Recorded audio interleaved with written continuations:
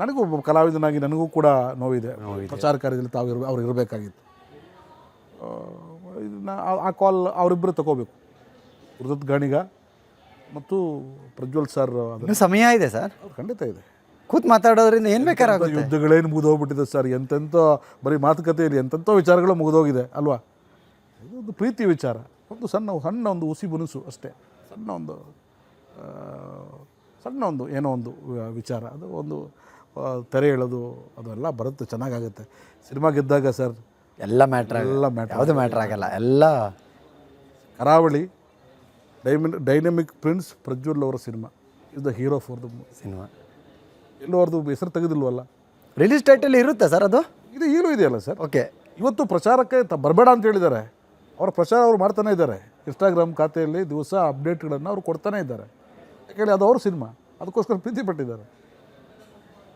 Hero ನಾಯಕ ನಟ ಪ್ರಜ್ವಲ್ ದೇವರಾಜ್ ಅವರೇ, ನಾಯಕಿ ಸಂಪದ ಅವರೇ, ವಿಶೇಷ ಪಾತ್ರದಲ್ಲಿ ರಾಜ್ ಶೆಟ್ಟಿ ಅವರು ಇದ್ದಾರೆ, ಮಹಾಬಲನ ಪಾತ್ರದಲ್ಲಿ ಮಿತ್ರರು ಇದ್ದಾರೆ, ರಮೇಶ್ ಇಂದ್ರ ಸರ್ ಇದ್ದಾರೆ. ಯಾರ್ಯಾರು ಅವ್ರವ್ರ ಪಾತ್ರ ಏನೇನಿದೆ ಅದಿದೆ ಇರುತ್ತೆ. ಡೈರೆಕ್ಟರ್ ಚೇಂಜ್ ಮಾಡೋಕ್ಕಾಗುತ್ತೆ, ಡೈರೆಕ್ಟರ್ ಅವರೇ, ನಿರ್ಮಾಪಕರು ಅವರೇ, ಏನೂ ಇಲ್ಲ.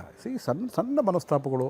ಅದಾದಮೇಲೆ ಮಾತು ಬೆಳೆದದ್ದು ಬೇರೆ ರೀತಿಯಲ್ಲಿ ಸೋಷಿಯಲ್ ಮೀಡಿಯಾ ಚಾನಲ್ಗಳಲ್ಲಿ ಅದು ಸ್ವಲ್ಪ ವೈಭವೀಕರಣ ಆಗಿ ಆ ವಿಚಾರಗಳು ಡಿಸ್ಕಸ್ ಆಗಿ ಆಗಿದೆ. ಇದೆಲ್ಲವೂ ಕೂಡ ಸರಿಯಾಗುತ್ತೆ ಅಂದ್ಕೊಳ್ತೀವಿ. ಈಗ ಬಹುಶಃ ನಾನು ಕರೆದ್ರೆ ಮಿತ್ರ ಸರ್ ಸರಿ ಮಾಡಿದ್ರೆ ಖಂಡಿತ ನಾನು ಪ್ರಯತ್ನ ಪಡ್ತೀನಿ. ಯಾಕೆ ನನ್ನ ಮಾತು ನೀವು ಆತ್ಮೀಯರ, ಅದಕ್ಕೋಸ್ಕರನೇ ಈ ಒಂದು ಪ್ರಶ್ನೆಗಳೆಲ್ಲ ನಾನು ನಿಮ್ಮನ್ನ ಕೇಳ್ತಾ ಇರೋದು. ಆ ಅವಕಾಶ ನನಗೆ ಸಿಗಬೇಕು. ಸಿಕ್ಕಿದ್ರೆ ಖಂಡಿತವಲ್ಲ ಬನ್ನಿ ಸರ್ ಸರಿ ಮಾಡ್ತೀನಿ. ಯಾಕಂದರೆ ನನ್ನ ಪ್ರೀತಿಗೆ, ನನ್ನ ಸಿನಿಮಾ ಉತ್ಸಾಹಕ್ಕೆ, ನನಗಿರುವಂಥ ಒಂದು ಎಕ್ಸ್ಪೀರಿಯನ್ಸ್ಗೆ ಅಥವಾ ನನಗೆ ಒಂದು ಸೀನಿಯಾರಿಟಿಗೆ ನನ್ನ ಮಾತು ಖಂಡಿತ ಇಬ್ಬರು ಕೇಳ್ತಾರೆ ಅನ್ನೋ ನಂಬಿಕೆ ನನಗಿದೆ. ಜುಲೈ 7ರ ನಂತರ ಏನಾದರೂ ಪ್ರಜ್ವಲ್ ಅವ್ರನ್ನ ಸಂಪರ್ಕ ಮಾಡಿದ್ದೀರಾ ಸರ್? ಮಾಡಿದ್ದೀನಿ ಸರ್.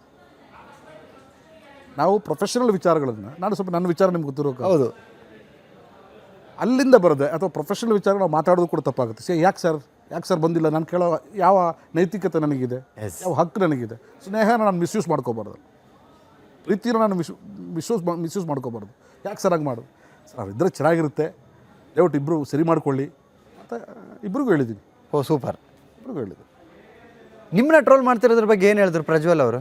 ಏನಾರು ಅದು ಪ್ರಸ್ತಾಪ ಆಯ್ತು? ಅಟ್ಲೀಸ್ಟ್ ಆ ವಿಚಾರಗಳನ್ನು ಹೌದು ಇಲ್ಲ, ನಾವು ಯಾರ ಜೊತೆನೂ ಆ ಥರ ವಿಚಾರ ಡಿಸ್ಕಸ್ ನಾವು ಮಾಡೋದಿಲ್ಲ. ಆ ವಿಚಾರ ನಿಮ್ಮ ಸ್ನೇಹಕ್ಕೆ ಧಕ್ಕೆ ಆಗಿಲ್ಲ?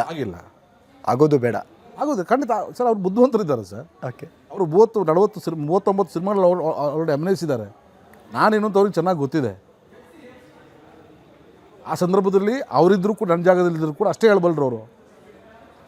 ಆ ಸಂದರ್ಭದಲ್ಲಿ ನಮ್ಗೆ ಗೊತ್ತಿಲ್ಲ ಅವ್ರು ಯಾಕೆ ಬಂದಿರೋದು ಗೊತ್ತಿಲ್ಲ, ಯಾಕೆ ಅಲ್ಲಿ ಗಲಾಟೆ ಆಗ್ತದೆ ಅಂತ ನಮ್ಗೆ ಗೊತ್ತಿಲ್ಲ.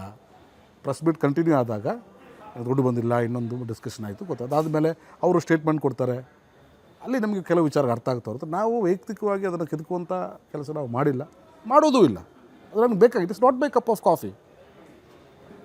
ನೆಗೆಟಿವ್ ಆಗಿ ಇನ್ನೊಂದು ವಿಚಾರಕ್ಕೆ ನಾನು ಮುಗ್ತು ತೋರಿಸುವಂಥ ವ್ಯಕ್ತಿ ನಾನು ಅಲ್ಲ, ನಾನು ಮಾಡೋದೂ ಇಲ್ಲ.